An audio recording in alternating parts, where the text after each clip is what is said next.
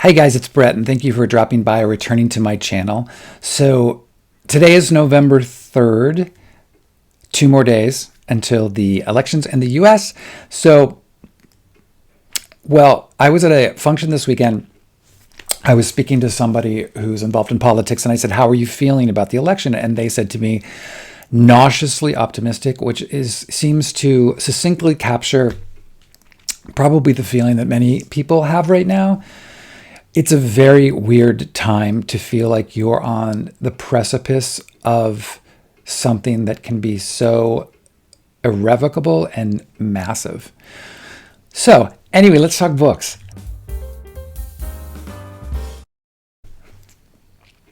All right, today I want to talk about my October wrap-up. I read 8 books this month, a little less than usual, but again, mind is highly distractible lately, and I found as I was reading that impacted some of the reading, not ultimately to its detriment, but certainly, it slowed things down. But still had a really good month, so let's get into it. First one I'm going to talk about was probably my favorite of the month, which was Our Evenings by Alan Hollenhurst. And thank you so much to Random House for this copy.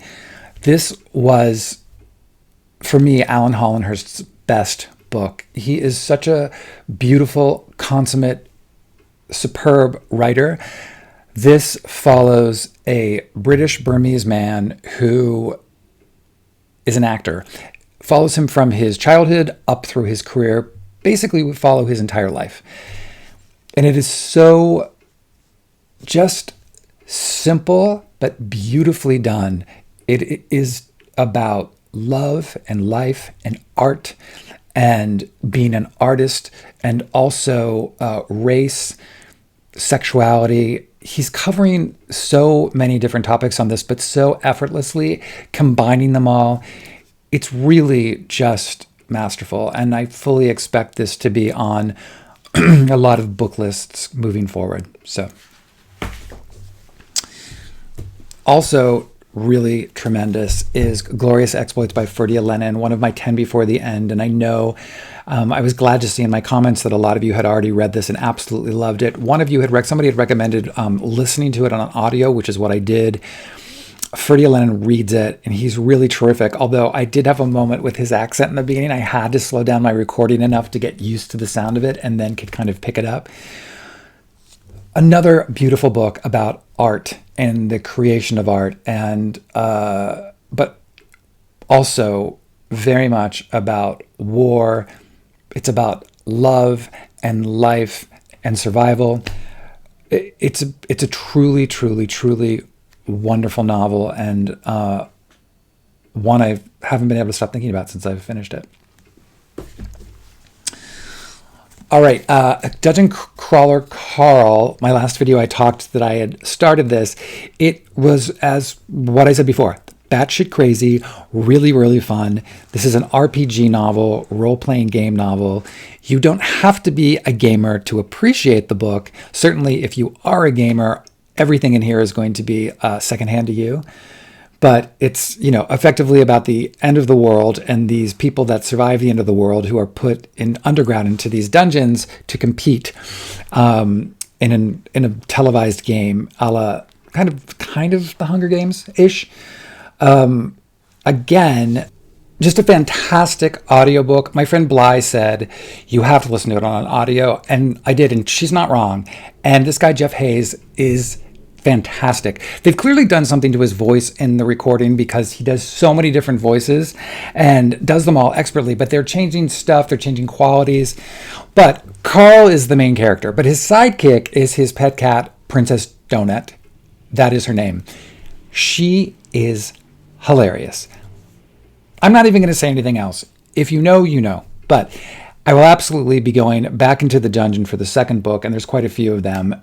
Really great. This is a brand new. Ace Books has reissued all of them with these beautiful covers, and the book is gorgeous. But anyway, so really, really fun.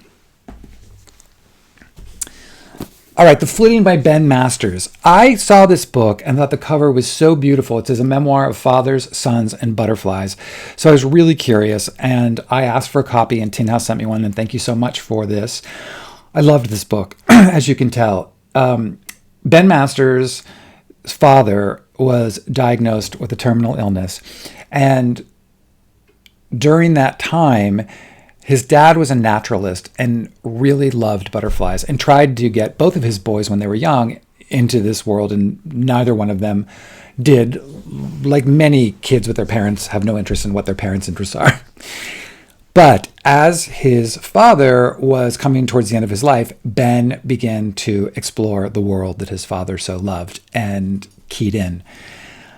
And that's the book. And Ben had just recently become a father himself. So it's very much about fathers and sons and the relationships we have, as well as the natural world. It's really, really great. It would be a perfect pick for Nonfiction November. Next week, which will be November 12th, Ben will be on the Behind the Stack podcast with me. We had a really wonderful conversation, and he's charming and fantastic. So check it out and read the book.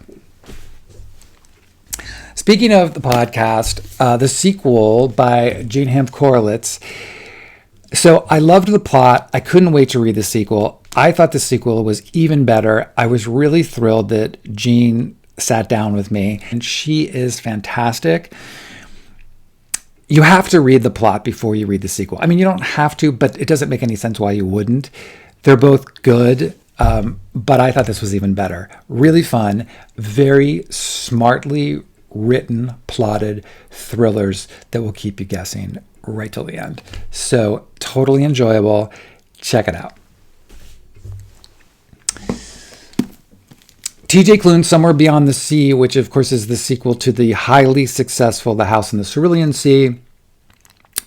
I was really, really, really excited to read this, and like so many people, couldn't wait to get my hands on it. But for some reason, not some reason, I know the reasons. It's because I've been so distracted because of this stupid election that I was having a hard time really starting to get into it. Last week, when we went away and I was on the plane, I thought, I've got to take this time while I'm stuck on this metal tube for 5 hours to really take a chunk of this. And I did. And I completely keyed in. And I loved it. And this is what I'm going to say. TJ Klune, my hat's off to him and for everything that he is doing for the queer community. Because with the amount of book bans and people out there who want to dictate to other people what they should be reading, who they should be in love with, how they should be living their lives, what their families should be, to me is just kind of the insidious rot of the world. And this is him taking a stand against that and saying it's okay to be other. Family is family, whether it's found or given. And it's to all of us to stand up against bullies. And that's what he's doing with this book and through these characters. So I think it's fantastic. I think the book was really great.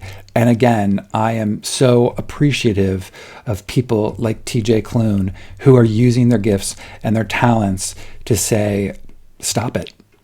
It's just bullshit.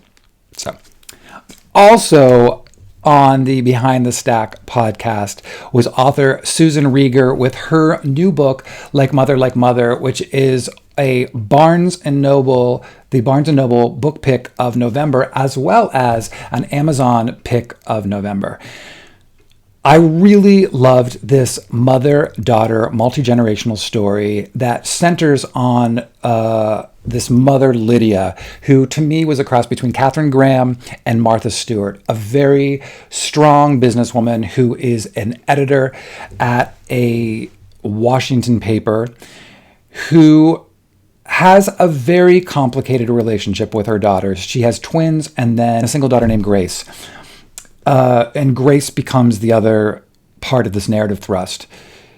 There's also Lydia's mother, who is very much more of a backstory. When Lydia was a child, her father, who was very abusive, put their mother in a mental institution and told the kids that she died while she was there. There was never any proof of that or anything to substantiate whether or not she did. So Grace, later in life, takes up this thread to kind of uncover what actually happened to her grandmother. I loved the story because I love the way that Susan Rieger wrote these women, especially, but the men too. They were all very bright, very articulate, a lot of really crackling dialogue that went back and forth that I really appreciated. It's a totally fun novel. If you are somebody who liked Claire Lombardo's books, if you're somebody who likes Catherine Newman, if you're somebody who just is very into complicated family relationship stories, this will absolutely be a win for you. All right, and the last book that I read was a biography, and since we're in Nonfiction November, I thought I'd leave you all with this, which is Kelly Bishop's The Third Gilmore Girl. For those of you who don't know who Kelly Bishop is, she really kind of is known mostly for her role as Emily Gilmore, the matriarch of the Gilmore family in the series The Gilmore Girls.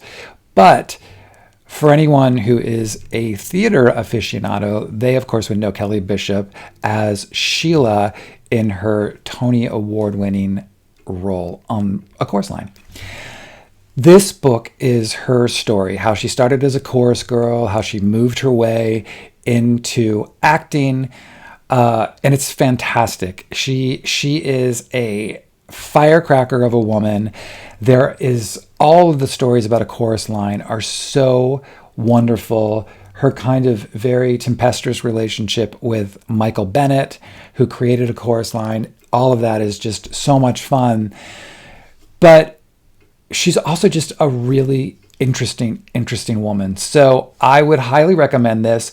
I would also highly recommend doing this one on audio as well, because I've said this before, I love to listen to an autobiography that is read by the person who wrote it. I find it so much more interesting. And for those of you who don't know, Kelly Bishop has this wonderful voice that's almost like Lauren Bacall. It's very throaty. It makes it sound like she's lived on coffee and cigarettes her entire life.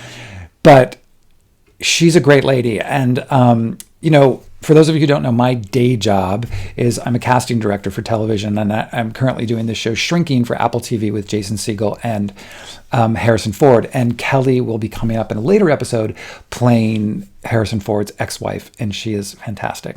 So for those of you who watch Shrinking, and you all should be watching Shrinking, you will see her on that as well. So, okay, gang, that is it. Thank you all for hanging with me today. I hope you're all doing well. If you are living in the States, please, please, please make your voice heard and vote. It is so important. Our democracy is literally hanging in the balance. And I will see you all soon. Thanks.